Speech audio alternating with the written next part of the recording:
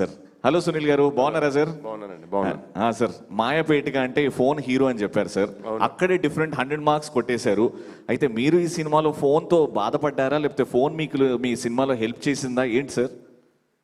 అది ఇంట్రెస్టింగ్గా ఉండాలంటే మీరు సినిమాలో చూస్తే చాలా ఇంట్రెస్టింగ్గా ఉంటుందండి. నా పేరు నెక్లెస్ గోల్స్ నారాయణ.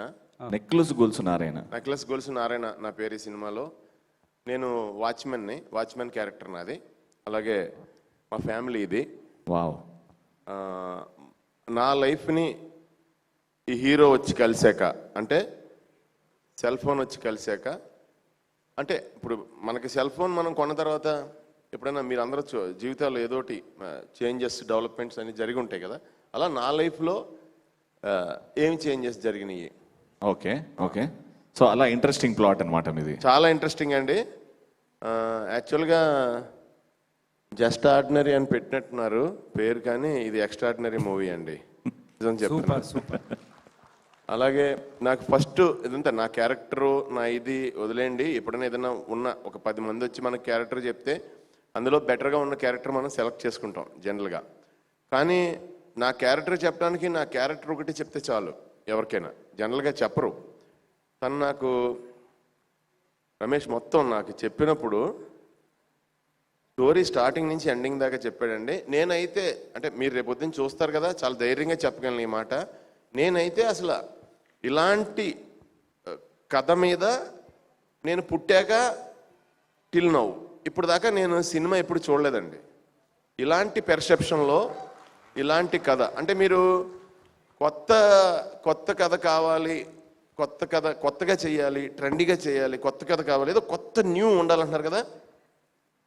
ఇది అసలు టూ మచ్ న్యూలో కూడా టూ మచ్ న్యూ. ఇది నేను అంత లైక్ చేశానండి స్టోరీని.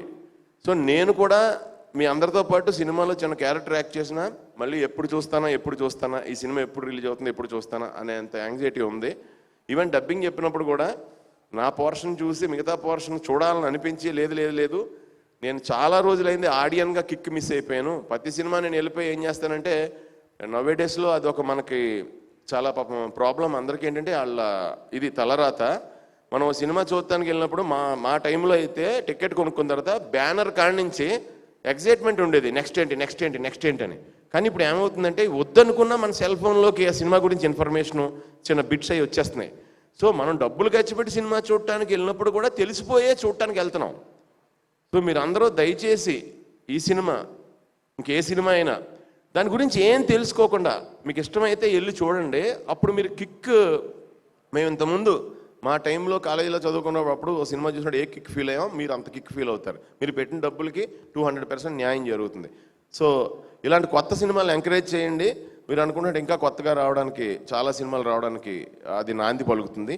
అలాగే శరత్ గారు, తారక్ గారికి ఈ సినిమా ద్వారా వీరు ఈ సెల్ ఫోన్ దీని మీద సినిమా చేశారు కాబట్టి ఈ సినిమా ద్వారా వీరు ఓ పెద్ద సెల్ ఫోన్ కంపెనీ పెట్టాలని మనస్ఫూర్తిగా కోరుకుంటున్నాను. అని డబ్బులు రావాలని మనస్ఫూర్తిగా కోరుకుంటున్నాను. థ్యాంక్ యూ అండి. Thank you so much. Lovely sir. Sunil గారు, మిమ్మల్ని ఒక క్వశ్చన్ అడగాలి. మీరు మీ రియల్ లైఫ్లో ఫోన్లో ఎక్కువ ఏం సర్చ్ చేస్తారు? అలాగని లేదండి. ఫస్ట్లో నేను ఫోన్ వచ్చినప్పుడు, కొత్తగా ఇంటర్నెట్ వచ్చినప్పుడు, స్మార్ట్ ఫోన్ వచ్చినప్పుడు, నేను ఎప్పుడన్నా ఇలా ఫంక్షన్స్కి వచ్చేటప్పుడు అంటే బాగా బిజీగా ఉండేది.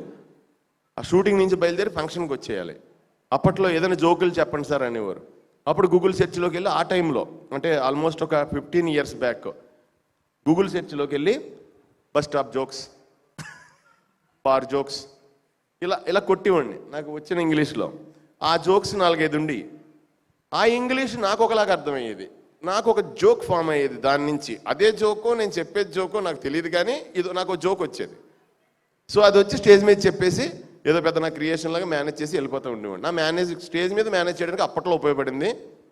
ఇప్పుడు ఏమవుతుందంటే నాకు ఏది నాకు చేతిలో లేదండి. ఇప్పుడు నా ఫోనే నన్ను డిసైడ్ చేస్తుంది. ఇప్పుడు ఆ ఫోన్లో టెంగ్ అని ఒకటి వస్తుంది మెసేజ్, ఇదేంటి అని చెప్పి నొక్కుతాం.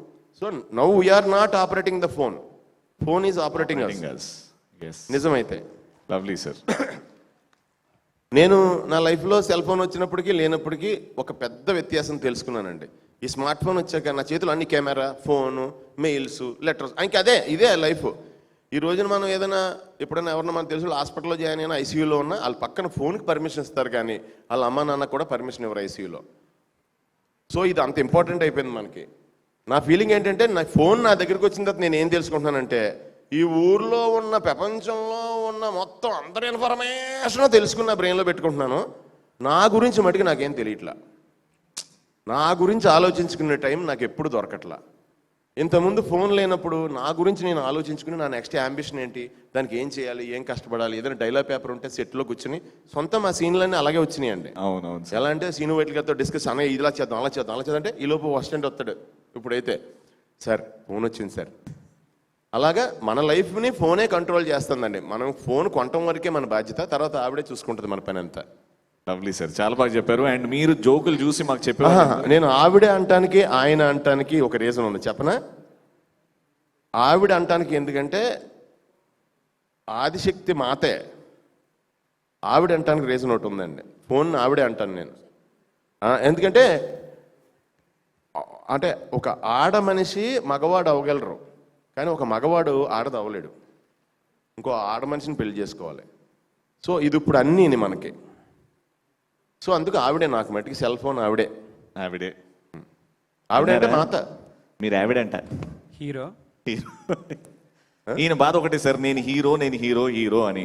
ఎందుకంటే ఆయనే నడిపిస్తున్నాడు, ప్రపంచం మొత్తం ఆయనే అంటే నడిపిస్తున్నాడు. ఆయన పెర్సెప్షన్ ఆయన అలాగే అనుకోమనండి. మా పాయింట్ ఆఫ్ వ్యూ అందరం అప్పుడు ప్రపంచంలో ఆయన ఒక్కలే బతికినట్టు కదా, ఆయనలాగా మేము కూడా అనుకుంటే పర్ఫెక్ట్ సార్. మేము కూడా బతకాలిగా. అందుకు మా పాయింట్ ఆఫ్ వ్యూలో మాకు ఒకటి, ఆయన పాయింట్ ఆఫ్ వ్యూలో ఆయనకు ఒకటి. చాలా బాగా చెప్పారు సార్. మీ ఆవిడ గురించి సార్?